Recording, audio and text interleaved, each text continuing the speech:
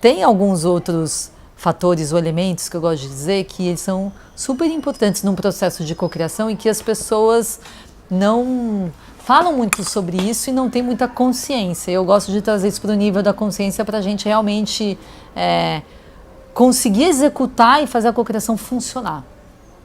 Que é muito assim, eu gosto muito de uma frase do Otto Scharmer que ele fala: você vir com o coração, a mente aberta para uma cocriação. Então a gente fala muito de níveis de escuta. Será que realmente eu escuto o outro num processo de cocriação? Então a gente está falando de aspectos um pouco mais sutis, né? Você fala às vezes mais psicológicos. Até que ponto a gente escuta o outro num processo? É muito difícil a gente escutar na essência. Porque a partir do momento que você já está escutando o outro, isso é do comportamento humano, né, para mim. A partir do momento que você está escutando o outro, você já tem os seus pré-julgamentos, você já tem os seus preconceitos ali, e você não está se realmente escutando de forma aberta, com o coração, com a mente aberta, e se deixar influenciar pelo outro. Take 7. O outro que eu gosto muito é o conceito da empatia, né? Quando você fala de cocriar, é você também se colocar no lugar do outro, é trazer o outro para aquela discussão, né?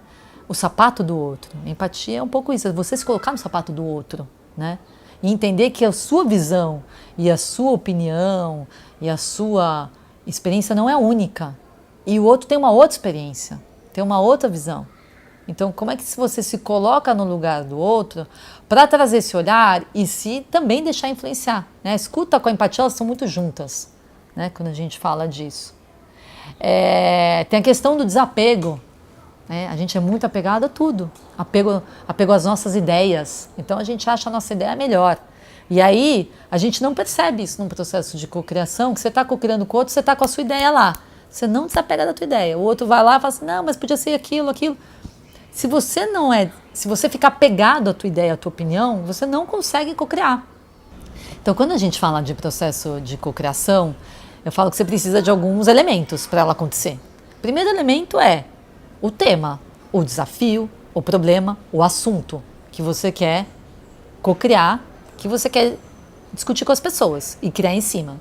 Outro, você precisa saber com quem você vai cocriar, né? Quem que você vai chamar para essa roda de conversa, né? Então aí são as pessoas, né? E a gente fala muito do stakeholder, que é um termo bem, vamos dizer assim, organizacional, que quem são os atores que fazem sentido dentro daquele desafio, sistema daquele desafio, você chamar. Então, sei lá, a gente pode falar assim, vamos tentar dar um exemplo. Eu quero cocriar sobre a questão da mobilidade, né? Da mobilidade urbana. Vamos dizer assim, quero fazer um desafio sobre, tem muito trânsito na rua, como é que eu cocrio para achar soluções para essa questão do trânsito. E quem são as pessoas que estão envolvidas nesse ecossistema, no sistema do trânsito da cidade? E aí você começa, quem, né? Transporte público, o cidadão, né? O policial.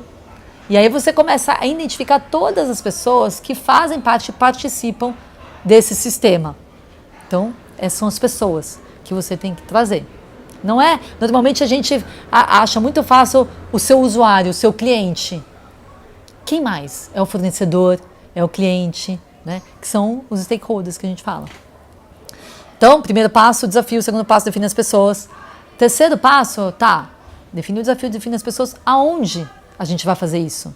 Né? Precisamos cocriar em algum lugar. E aí a gente define o campo que a gente chama, o campo de interação.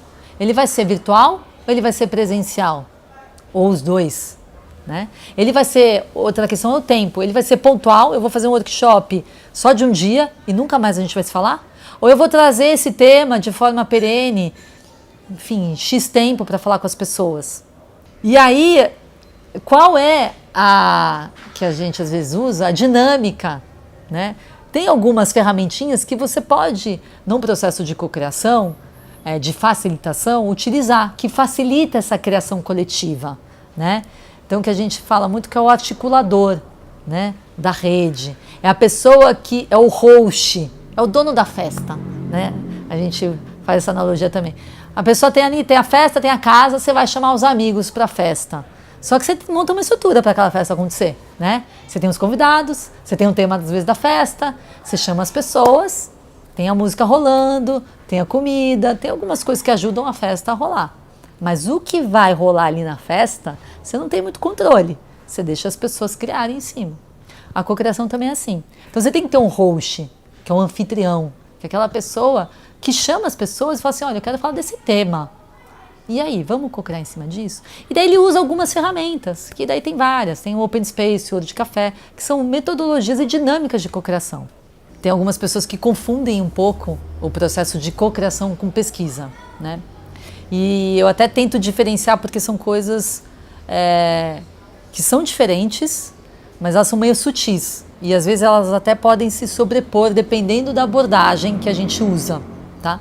Porque quando você olha a pesquisa, você tem um amplo gama, né, uma ampla gama de metodologias e de formas de se fazer. Mas quando a gente olha a pesquisa do seu lado mais tradicional e mais, vamos dizer assim, conservador e que normalmente as empresas usam, primeiro ponto, a pesquisa ela serve para você validar ou refutar, às vezes, um conceito, uma ideia que você já tem, né? A cocriação, não. A cocriação, teoricamente, você está ali para cocriar algo novo. Então, a essência do processo de cocriação é a criação. A essência do processo de pesquisa é validação. Validação ou refutação de alguma hipótese que você tenha, né? Então, os objetivos já são diferentes. O formato de interação também é diferente. Então, o processo cocriativo é muito importante o ambiente onde você interage. Então, assim, a questão dele ser mais aberto, mais espontâneo, mais fluido, mais criativo, inspirador, é importante para você conseguir criar. A pesquisa não necessariamente você precisa ter tudo isso. Ao contrário, você muitas vezes faz, porque você precisa refutar uma hipótese, você tem a sua metodologia ali fechada, lógica, baseada em perguntas fechadas, e muitas vezes você pode até fazer, por exemplo, num focus group, você pode fazer numa sala de espelho. É muito difícil você ter. O ambiente é totalmente diferente de um workshop, por exemplo, de cocriação. Quando você cocria, as pessoas, o engajamento é maior, porque elas querem estar ali contribuindo. O ambiente é totalmente mais livre, mais espontâneo, baseado em conversas e interações mais fluídas. E você tem espaço para criar algo novo.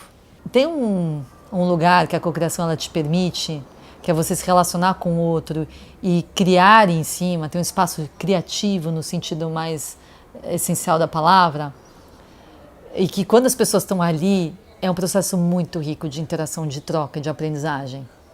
E é por isso que as pessoas cocriam. E você não precisa pagar as pessoas para estar ali. Porque as pessoas enxergam valor no processo. Então, eu brinco que se você consegue criar um processo que traga conexão, interação com o outro, automaticamente as pessoas vão curtir, porque elas vão aprender no processo. Então, a aprendizagem ela é muito forte, a conexão é muito forte com o outro. Então, é uma coisa que o processo ele já traz na sua essência. Então, toda vez que eu cocrio, eu me encanto com as pessoas, porque elas saem de lá agradecidas do processo. Nossa, foi demais, foi super bom conhecer aquela tal pessoa, entender esse novo conceito. A gente está trocando, né? Então, acho que essa é a beleza da cocriação. Além de você criar algo novo ali, as pessoas estão interagindo, estão aprendendo com o processo, se conectando. E que qualquer processo de interação traz isso.